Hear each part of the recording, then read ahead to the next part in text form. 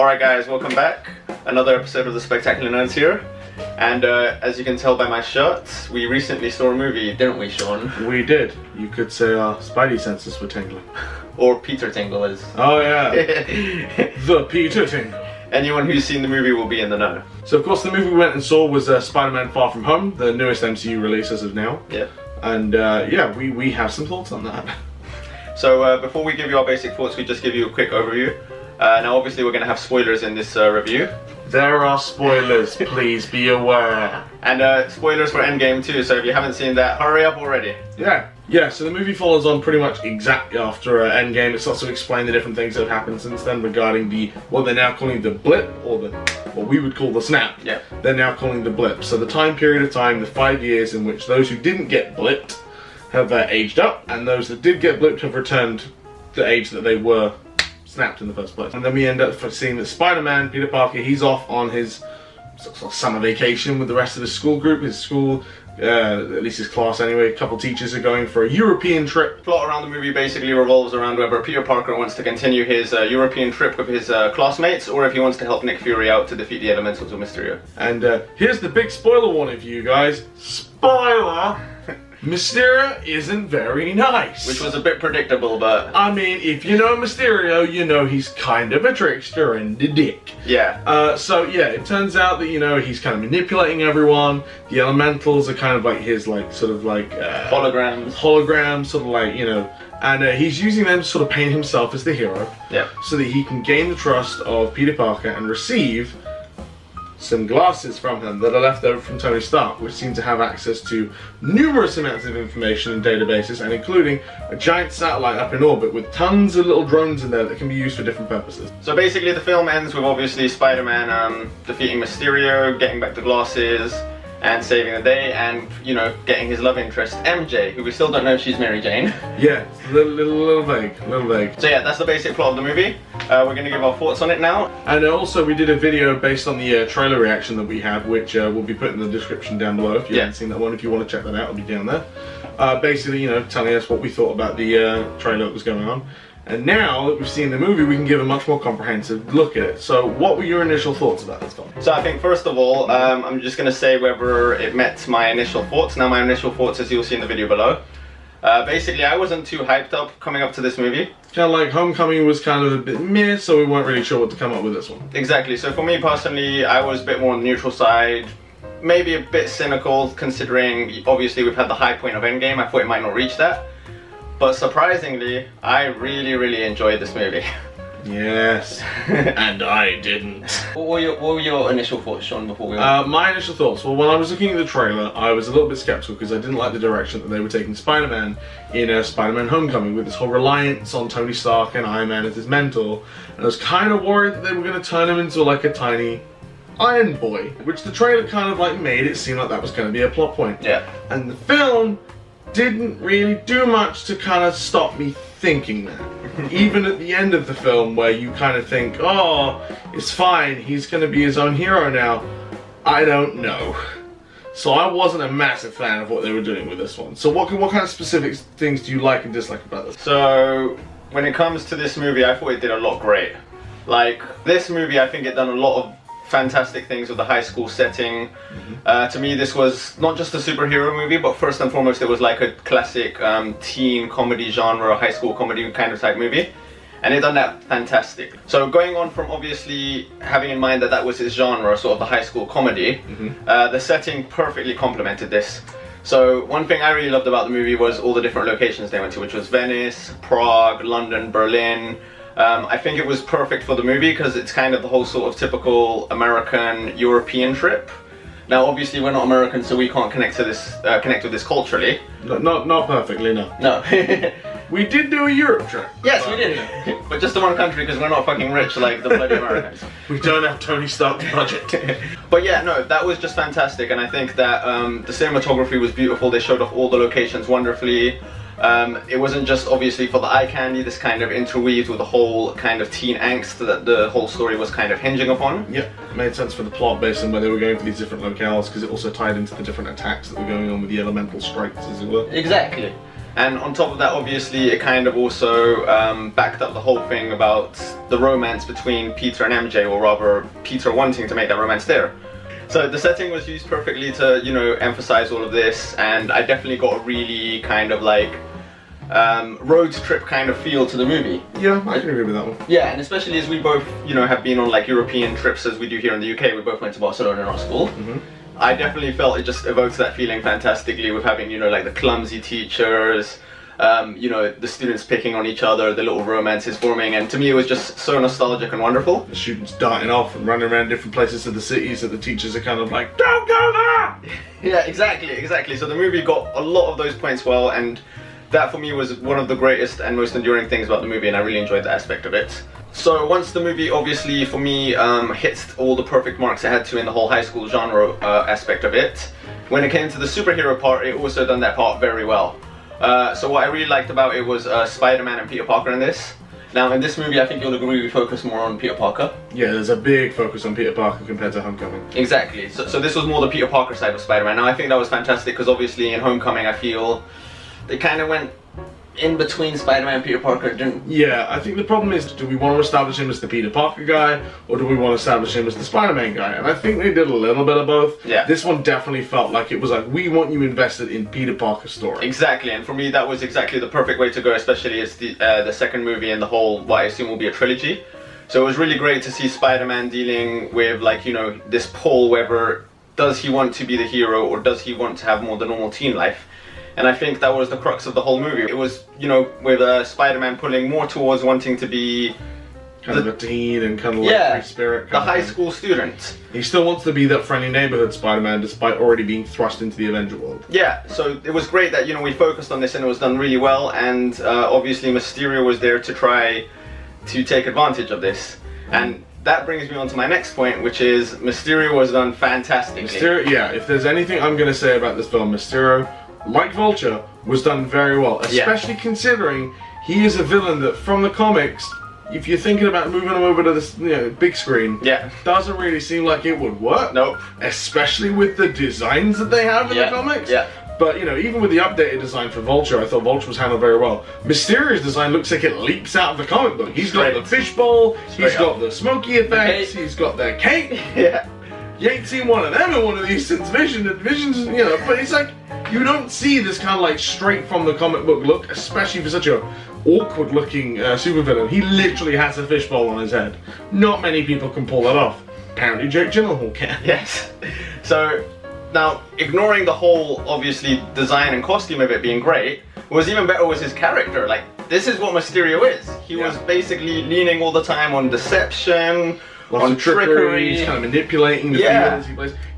Mysterio really tried to sort of like psychologically warfare with Spider-Man, and he did so in this film as well. Yeah. So we have these great scenes where he uses the sort of like hologram technology that he has to kind of create these sort of like virtual spaces where he can kind of really mess with Spider-Man's psyche. He can do things like you know, bring out his paranoia and his fears about things in his real world. He can kind of like knock him down a couple pegs after Avengers. He's thinking like, oh, I'm the Spider-Man, and you know, he sort of like projects his homemade suit onto him to make him kind of feel, you know, insignificant, worthless, and kind of like, oh, I'm not really that special. Which I thought was very interesting because we haven't really seen sort of like psychological warfare on Spider-Man before, at least in the films, I don't think. Definitely not. Yeah. And that whole sequence that Sean is talking about right there, that led into one of the most fantastic moments, where not only did Mysterio basically just mess with his mind, but he basically tricked Spider-Man into revealing who he had told about Mysterio's true identity, or not true identity, but true purpose. Yeah, his true intentions of what he wanted to do. So in doing so, he sort of like disguised himself as Nick Fury, made it look like he'd, you know, like he'd been killed, beaten him, and been like, oh, it's fine, don't worry, we got him. Who did you tell? We need to send protections. And he goes, I think I told MJ and Ned, and maybe Ned told his girlfriend, and I think that's it. And he's like, you're very gullible, you know that? And it's like, oh shit! That surprised me, because I still thought for a second... I'm still me, Spider-Man! I still thought for a second that it was Nick Fury. Yeah, I was like, oh, okay, it's gonna be interesting now they've captured me, oh my god! So, you know, I thought that was dope. And then just Mysterio dealing with him in the most I don't have superpowers way, by just casually walking him back slowly and slowly with his powers, and then I like trains. Yeah. And a train just takes out Spider-Man. It's kind of great. That was fantastic, and basically just Mysterio throughout this whole movie, he was just one of the highlights. Brilliantly acted by Jake Gyllenhaal, brilliantly realized. I'm so glad that, you know, we've got one of the classic Spider-Man heroes, and he was done fantastic. And he's a very obscure one, and they did him very well. I mean, for a man with literally no superpowers, he had a demanding presence in this film. Like, when he's on screen, you're kind of like, no, I'm gonna treat you like you're one of the supervillains. Even though, realistically, he has nothing. He's just a man in a suit. And that's one thing I wanted to say. Basically, Mysterio's always been kind of a joke villain, but in this movie, he came out intimidating. Yeah. He was very, very intimidating, and that was pulled off fantastically. So not only was he just conniving and maniacal and manipulative, he was also scary, and that was really good to see that. Essentially, that's what it is. The problem with this one in Far From Home is that he's using technology so well that he almost never needs to actually come face to face with Spider-Man. Yeah, and it's really good. It's kind of great because you never really look at him as like this mortal man who could be beaten by like Happy, for example. Happy could go one-to-one with this guy if they had no technology, and Happy could probably still beat him. He is just a guy. It's great that you never really see him encounter Spider-Man, you know, fisticuffs. So you just get this presence of just sort of like, I have this ultimate plan and I'm using this perfectly, so I never really have to deal with you. I'm putting on a facade, and it's great. Yeah. So the supporting cast is obviously back from the last movie. Yep. And I think they were as good as, or even better than the last movie. Now, some characters like Ned got a bit more sidelined, but I feel that made sense for the movie and where it was going and the plot that was happening. But the biggest surprise for me was MJ, or Mary Jane, or whatever you want to call her. Yeah. I was quite skeptical about her, and numerous times I was mentioning, you know, that I'm the purist. I like the redheaded Mary Jane, you know? He likes the head tiger, the one from the comics. Yeah. The classic, like, Wildcat Mary Jane. Exactly. So I wasn't actually expecting to like her, but I feel that the actress, I believe her name is Zendaya, I'm not sure. Zendaya, one of them. Yeah, one of those. I actually feel that she just done this role really well. Now, that role wasn't Mary Jane. This isn't the typical Mary Jane from the comics, and that's the first thing I'm going to let you know. So if you're expecting that, you will be disappointed. Like I am. Yeah. Now, I would have been disappointed too, but I think that she was just so endearing, and she kind of done her role so realistically. Like, to me, she came across as a real person, and I can imagine this is the kind of person that Peter Parker would actually fancy in real life. Now, that's not to say he wouldn't fancy MJ, but this is somebody that I could see being a good match for him. So MJ in this movie was basically not as edgy or as kind of like non-conformist kind of stick it to the man kind of character. Yeah, she's kind of like, I ain't gonna do what you expect me to do kind of gal. But what I liked was they didn't go too much into that. It actually just felt like a normal teen girl who's trying to be quirky because she wants to be different, because, you know, she's trying to kind of make herself different from the rest of the crowd, which is something very relatable. But one of the things they say in the movie is there's a scene where they're all sort of like trapped in like a safe or something, and they end up sort of like telling some home truths, and one of the home truths she says is, I always tell people the truth whether it's going to hurt them or not. That's just what she does. Because it makes her feel good. Yeah, and that's kind of, you know, that's kind of parallel with what her character is doing. Yeah, so I thought that was fantastic, because, you know, what I was afraid they were going to do is they were going to make her this sort of like Mary Sue character, you know, where she's always going to be proving Spider-Man wrong, always getting ahead of the game, which it kind of was, because she guessed who Peter Parker was, that he was Spider-Man. Which we'll get to that in a minute as well. Yeah, okay, yeah, I think I agree with what you don't like there. But anyway, besides that, I think, you know, she just came off as really relatable, really realistic, and I really enjoyed it, and it was a great character. Even if it wasn't Mary Jane, it was a great character, and again, just being true to the whole sort of teen comedy vibe of this whole movie. The soundtrack was quite good. Now, the main theme was the homecoming theme. We didn't get what Sean wanted, which was basically them kind of remixing, incorporating the traditional Spider-Man TV 60s theme tune. Yeah. Which they kind of did in Homecoming, at least with the Marvel logo and everything. And I figured since he's had his first, you know, Marvel solo film, I was like, oh, well, you know, he's earned the right to have that theme tune. But I don't think it was played once, which I thought was kind of disappointing considering we heard a new version of it in the trailers leading up to this film. So I was kind of like, oh, cool, we're gonna get like this kind of like bombastic, like, yeah, this is... No, we didn't get that, which is disappointing. We did get other, like, you know, real life music songs like Whitney Houston, the Ramones, and I think those were perfect for the atmosphere of the movie, so those were really good. I liked that, so the soundtrack was quite good in general. Now, going more into the spoiler territory of the movie, after the movie ended, the movie brought back J. Jonah Jameson. Yeah, that I was not expecting. I was already at this point kind of, I'll say angry for lack of a better term with this film, for reasons I'll get into shortly, but to see like as one of the end credit scenes, was it the end credit scene or was it the end credit scene? It was the end credit scene. Yeah, one of the post credit scenes. And you just see a billboard light up with dailybugle.net and Simmons as J. Jonah Jameson, and I'm like, oh my god, they brought him back. Say what you want about this film. I know I'm not a massive fan of this film, but that got points in my book because that was a smart decision.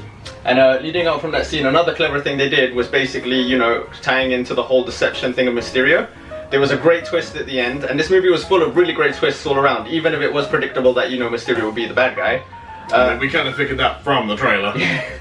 But the great twist was basically that before Mysterio died, he sort of recorded a sort of kind of like an edited tape of something that, you know, was kind of said between the final confrontation between Spider-Man and Mysterio, in which he kind of like, you know, edited it together to make Spider-Man look like a villain. Yes. Like he was like ordering the drones that he recently got back into control, instead of retreating, which is what he did tell them to do, to execute several thousands of people all around London. And this also leads into the idea that Mysterio then decides to blare out to the world that Spider-Man is none other than Peter Parker. Yeah, that was a shock. Yes. That was a shock. Now, just quickly, I know Sean's going to mention this as a bad point, and it's a bad point for me too as well. I did think one of the bad things about the movie was that too many people knew who Spider-Man was. There are far too many people within 2 movies. Like, bearing in mind, okay, this is Spider-Man's second movie in the MCU. Yeah. He's still in high school. Yeah. And his aunt knows. Yeah. Ned knows. Yeah. Mary You've Jane got knows. Mary Jane. Well, I'll say MJ because I haven't said Mary Jane. We're still holding out. Yeah. MJ knows. You now have 2 villains that know. You've got the Vulture who knows, who's in prison. At least we assume he's still in prison. Mysterio knows. Mysterio knows. He may or may not be dead. You now have the entirety of essentially New York and Queens knowing who Spider-Man is. And presumably the world. Yeah, presumably the world, because let's be honest, that's going to be plastered in places. So what does that mean? Yeah. Because that would mean within 2 movies, while Peter Parker's still like 15, 16, everyone knows he's Spider-Man. Yeah, that's... Where do you go from there? Yeah. It kind of feels a little weird. Like, you know, to me, the idea with Peter Parker is he's trying to balance being Peter Parker and Spider-Man and not really letting the 2 of them cross. Yeah. But the films that he's in are constantly just going, you're gonna know, and you're gonna know, and everyone's gonna know who Spider-Man is. I'm sorry, I don't think that was necessarily a character trait with Spider-Man. If anything, they try his damnedest to, even when his identity is revealed, to kind of go, no, that's not Peter Parker, what are you talking about, what are you talking about? So, you know, every time they kind of like show off that Peter Parker is Spider-Man, they kind of brush it under the rug and go, no, it's fine, and everyone goes about their daily day. In the MCU's current state, how are you going to do that exactly? Especially when you broadcast it to the world via a news organization. This is modern day. That clip's gonna be everywhere with him going, Peter Parker is Spider-Man! And they even show a photo of the kid, for crying out loud. Yeah. So those around the world who were just going, Spider-Man's real name is Peter Parker, now have a face to put to that. He is gonna be hounded everywhere. Because now everyone thinks that he's, you know, the Earth's #1 like villain. Yeah. According to what the edited video was. Yeah. So what does this even mean? This is a very weird open end to leave on the end of this film, considering it's only their second solo Spider-Man film. That's bold, and I'm not so sure it's a good bold. Now for me, personally, like, I think it's good they did that, but only because I didn't like how throughout this movie and Homecoming so many people found out who Spider-Man was. Yeah. So now it's kind of like, well, if they all know, everyone's gonna know. But I think at the same time, what do you do? But I think that's good because obviously it opens up, you know, new plot possibilities and new ideas, because I've not seen this ever covered in any Spider-Man story. Yeah. Especially, you know, when he's in high school. So for me, that move kind of vindicated the whole everybody knows who Spider-Man thing is, because now they can actually do something with it instead of it just being in the background like it was in Homecoming and for most of this movie. True. Where most people were like, okay, we know who he is and it doesn't have any ramifications. Yeah. Now all of a sudden we have a giant, massive ramification. But obviously it's going to be up to the next movie whether that actually leads into anywhere good. But I thought that was a good kind of twist at the end of the movie that keeps things interesting. So yeah, and I think the final good thing for me was just that the movie was just so well put together and it was a really, really enjoyable ride. Like, throughout the whole movie I was just sitting down enjoying myself, laughing, and you know, that's why I wanted fun. And this was genuinely fun. So this was the best in the Marvel movies in that regard, and that was fun. Now, it's not one of the best superhero movies ever, and it's certainly no better than Enter the Spider-Verse, which I think you agree with. Yeah, I'll agree with that wholeheartedly. Enter the Spider-Verse is one of the best Spider-Man films we've ever gotten. Yeah, easily. So, but despite that, it was just so fun, and I just can't emphasize enough how, you know, enjoyable the movie was, and because of that, that's why I think it was a great movie. I, however, have a slightly different take. So, it's no secret that after Homecoming, if any of you watched the MCU rundown list that we did of all the other MCU films, I put Homecoming fairly low down. Yeah. The reason for that is, and you can call me traditionalist if you want, but I see Spider-Man as a very specific character with specific character details that make him who he is, right? So, with me, you know, you have Spider-Man, you have Mary Jane, and the specific character that Mary Jane is. You also have, you know, the idea that he's trying to flip between balancing the two lifestyles. He's got the Spider-Man life, and he's got the Peter Parker life. Yeah. And the problem is he can never strike a balance between the two. Yeah. So it's more likely that he always more leans on becoming Spider-Man than he does Peter Parker. His social life and home life suffer. The problem with Far From Home is, and this whole Spider-Man, you know, version in the MCU, is kind of, it's not the true Peter Parker, if you want to, you know, the classic, the traditional, whatever you want to say. It's a weird version of it. And me, I'm looking for a Spider-Man film that shows me that version of Peter Parker. That's the one I grew up with. That version of Spider-Man, that version of the characters. So, for one example, we'll take the character MJ, who, for some reason, they haven't wanted to call Mary Jane at all officially. Marvel are straddling the line here by not calling her that. They're just referring to her as MJ. I think even in the credits she just goes, it's MJ. Yeah. No one has called her Mary Jane. So they could be really dumb and just be like, at the end of this, oh no, something happened to MJ. Who's this redhead that walks by? That's Mary Jane! And everyone goes, oh, so that wasn't MJ. And that to me just seems stupid. So I hope they don't do that. Yeah, I agree. It's just that if you're gonna slap MJ on a character, it needs to be MJ, right? What you've created is a perfectly serviceable character, but it's not MJ. So why have you called her MJ? You could call her anything. She's a perfectly fine character. She's a perfectly enjoyable character alongside Peter Parker in this film. She's just not MJ. So I don't know why she's got that mantle of MJ. So, before you saw the movie, did you think you were gonna like her or dislike her, or were you in the middle? Based on what I'd seen from Homecoming, I was not a fan of MJ. Solely for the purpose of, once we found out, so my name's MJ, I'm like, wait, that's MJ? That can't be MJ. That's not MJ. What the heck? That was my reaction as well too. Yeah, it's just, we know what MJ is. Yeah. And that personality is not MJ. I don't care how she looks. She doesn't have to have the red hair. She doesn't have to be, you know, white or whatever. I don't care about that. The point that makes up a character is their personality, and this is not an MJ personality. So why did they call her MJ? It's a very confusing move for me, but same issue here. You've got a character, you know, Peter Parker, Spider-Man. He's a perfectly serviceable character, but if you're gonna give him the title of I am Spider-Man, then you need to stop kind of like hammering in, you're also the new Tony Stark, which this film did constantly. Everyone is going up to him. You have reporters trying to do interviews. How do you feel about being the next Iron Man? How do you feel about taking over from Tony Stark? Which makes him freak out and run off. You have Nick Fury going, you know, Tony Stark said that it was going to be you. You're the one that's going to be trusted. You need to step up. And then later going like, I don't think you're ready for this. Yeah. He's had one solo movie where he took down a bad guy essentially with help. You had this whole situation with the Endgame where he was for half of it. He appeared, he did his little bit, and then got, I'm snapped away, we lost, bye! And then returns in Endgame to do like a little bit, which granted, he does help. I'm not going to discount what he does. He does help, but do we really think after the small amount of time that we've known him that he was going to be the one to take over the Tony Stark mantle? Considering the entire MCU up until this point has been about Tony Stark's character, do we really think this 15, 16-year-old from Queens was going to be the one to be the next Iron Man? And if so, why? And if not, why does everyone keep telling him that? That's not smart. Spider-Man is his own character. It's one point that's going to annoy me with this franchise because they keep hammering home that like Iron Man is integral to Spider-Man's character and that it's going to be important for, you know, Peter developing. Why can't Peter just be Spider-Man with an Iron Man mentor?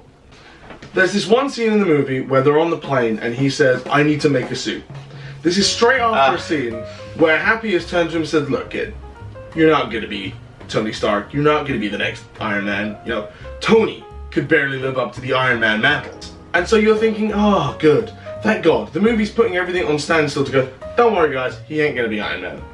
What follows next is him going, I need a suit, and Happy going, I got you. Flicks a switch, you get Secret Lab. Cool, I was thinking, that's pretty neat, that makes sense, it's a Tony Stark jet. So Happy turns on a switch and goes, don't worry, I got the music. Boom, out comes Back in Black, AC/DC. So, wait a minute, you just told us that you weren't gonna be the new Iron Man, right? And now they're doing the song from Iron Man 1, back when Tony was making his first suit. It's the classic, this is the Iron Man song. People remember this from the Iron Man films.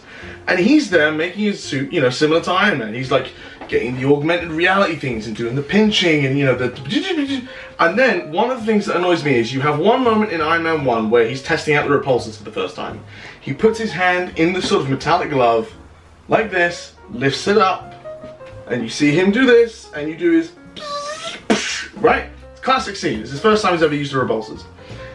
And here we have Spider-Man with that music in the background creating a suit where he puts into a digital interface his own version of this, doing stuff with his own gauntlet, and I just can't help thinking, wait, this is exactly what happened with Iron Man. This is how he made his suit.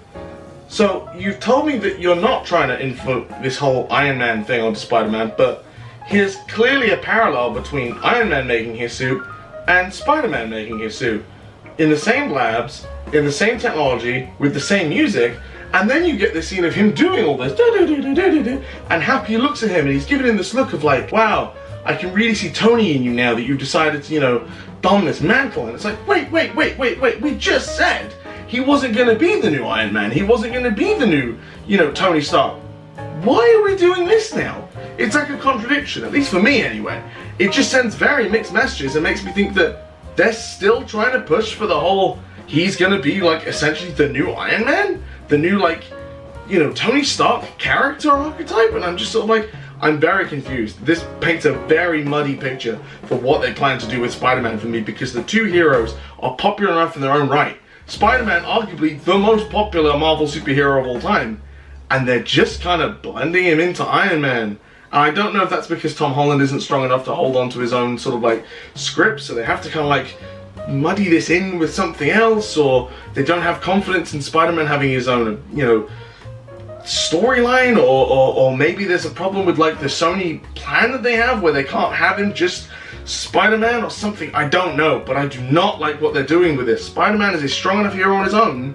He does not need to be muddled into being Iron Boy or whatever. So yeah, I get what Sean's saying, but for me I just disagree quickly. It's true that obviously there's a big emphasis on Iron Man and Iron Man's kind of mentoring of Peter Parker.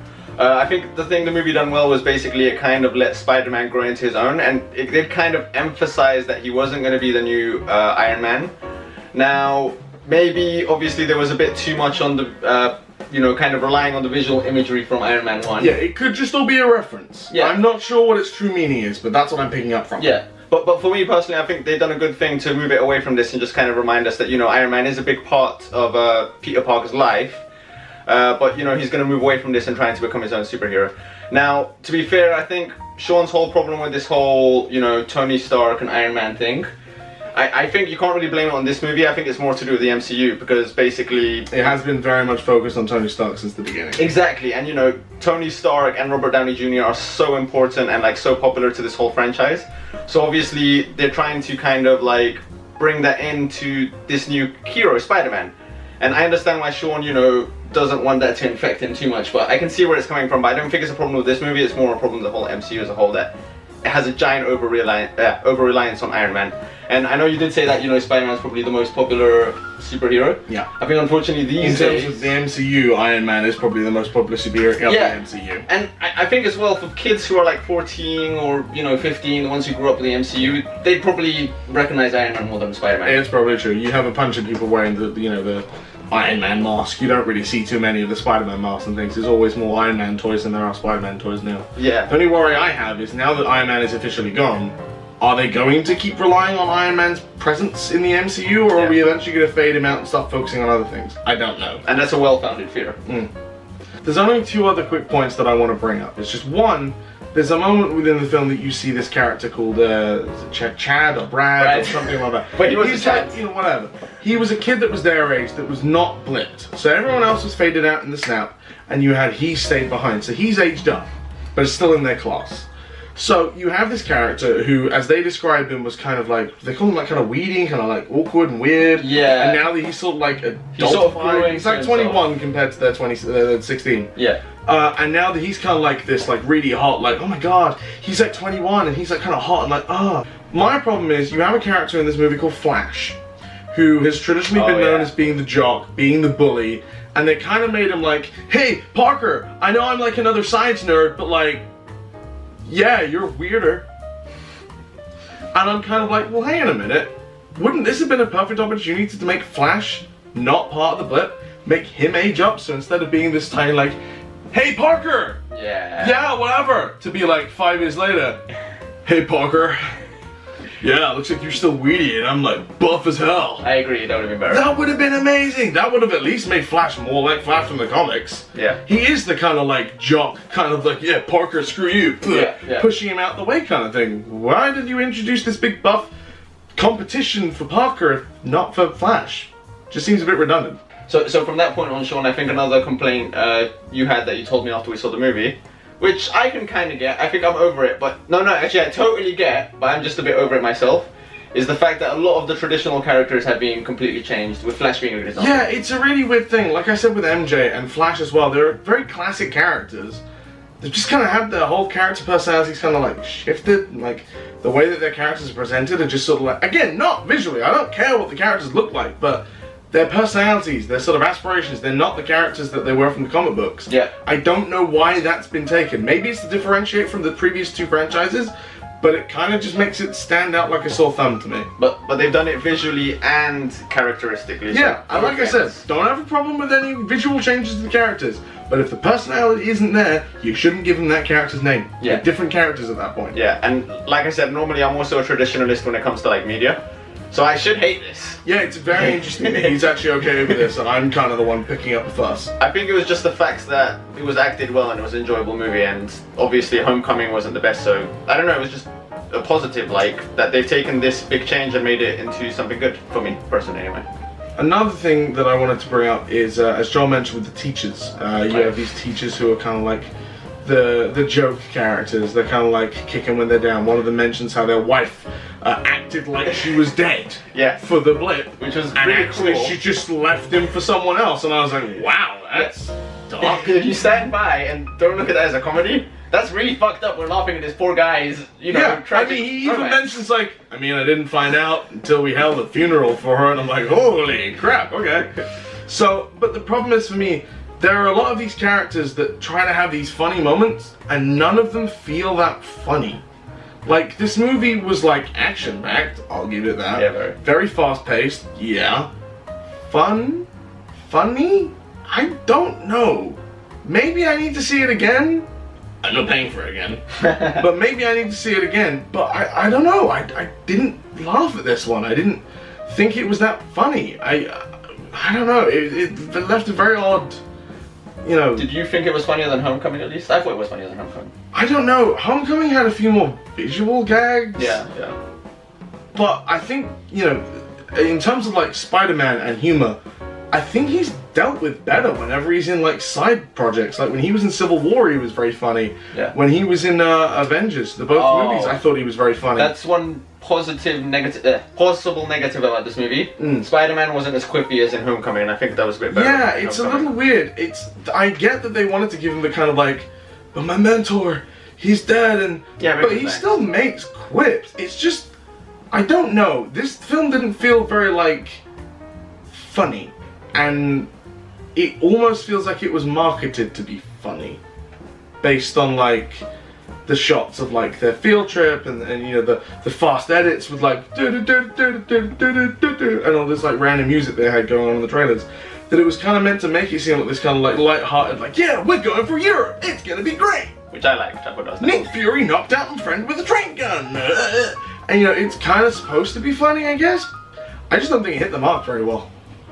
So yeah, those are our thoughts of what was good and what was bad. Overall, I was way more liking the movie, while Sean didn't like the movie. Yeah, which is interesting. I've seen a couple other reviewers who have sort of taken it as like one person and another person. Yeah. And it is kind of split between the two of them. One likes it, one doesn't. It's kind of interesting. Yeah, so I'm on the positive camp. Now, just quickly, do you think it was better than Homecoming?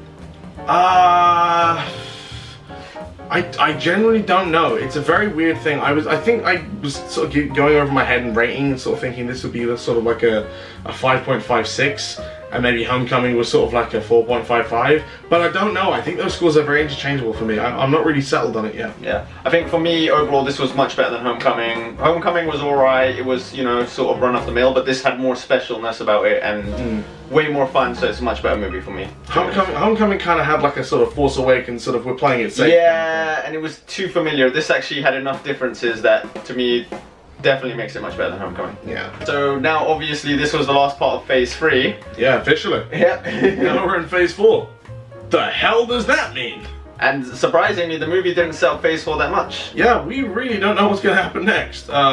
We'd love to hear any fan theories that you guys have got. You can put them down in the comments below. I mean, we did see, you know, Nick Fury's off with the rest of the Skrulls. Oh yeah, that was interesting. So maybe he's in the Captain Marvel sequel? I mean, it makes sense that they would, you know, hang out after meeting up again. Yeah. And there are some Skrulls operatives on Earth. Yeah. Sort of posing as S.H.I.E.L.D. members. So Yeah. maybe that's going to be a thing. Integral to the thing? We don't know. There wasn't really anything hinted to sort of like overarching stories. It's going to be interesting to see where that goes. Yeah, and do you think this movie has made you have a more positive kind of mindset going forwards to phase 4 or not really, or didn't really affect it? Well, I'm open to going into phase 4, mainly because we're not going to get a Spider-Man movie for a while. So I don't know. I'll be intrigued to see where it's going to go. It hasn't put me off phase 4. It might have put me off Spider-Man.